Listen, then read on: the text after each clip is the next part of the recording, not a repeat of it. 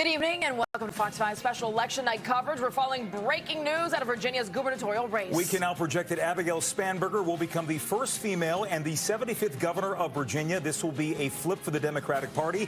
Spanberger, a three-term congresswoman representing parts of Prince William County and other areas north of Richmond, will become the next governor, a race that was very much hers to win for much of this period here. The night began, and quite early on, she took the lead, and here we are. Abigail Spanberger will become the next governor of the Commonwealth of Virginia. Fox 5 has team coverage of tonight's results. We are going to start with the governor's race. Tisha Lewis is at Winsome Earle-Sears headquarters in Leesburg. But let's start off with Trin Roger live tonight in Richmond, Virginia, where the Spanberger headquarters there is victorious tonight. Trin.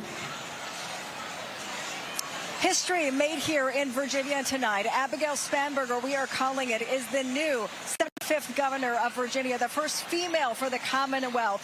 The energy in this room here in this convention center in Richmond is electric. Everyone glued to the screens, glued to their phones as these first results were coming in. Of course, some of these big counties, we were still waiting on those results. Every time we saw those numbers light up here, the people also lit up in cheer. A big night for Abigail Spanberger. We'll be waiting for her to take that stage momentarily.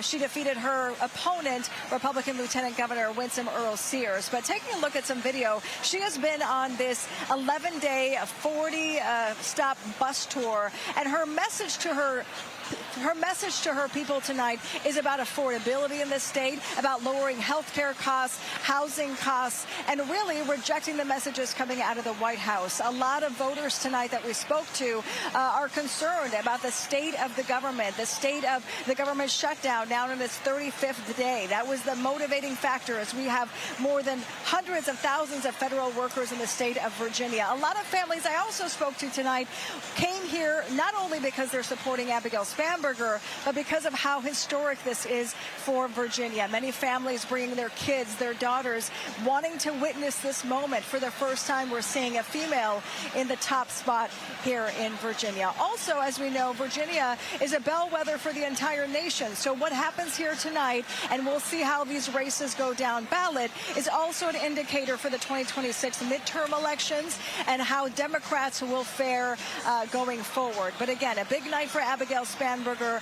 She is the new governor of Virginia, flipping that governorship blue and marking a new state of policy for the state of Virginia. We'll be watching as the results come through. Again, it's still early, but we are calling this race as we now focus our attention down ballot, guys. And we will point out that the calls come from the Associated Press and Fox News as well as these results come in. And I'm looking at some of these numbers coming in. Northern Virginia overwhelmingly going for Abigail Spanberger. Not a big surprise there, but she definitely showed some strong showings in Loudoun County. Well, that's the case, right? For Glenn Youngkin, it was important in the last election for him to pick up some of those votes in Loudoun County, which went blue as well. But certainly Winsome Earle-Sears did not do the work that Glenn Youngkin had done and preceded the moment. And clearly tonight, Abigail Spanberger wins in Loudoun County and the rest of Virginia. All right, Sharon, we're going to check back with you in just a little bit. Obviously, that is where we will hear a victory speech a little bit later on tonight. But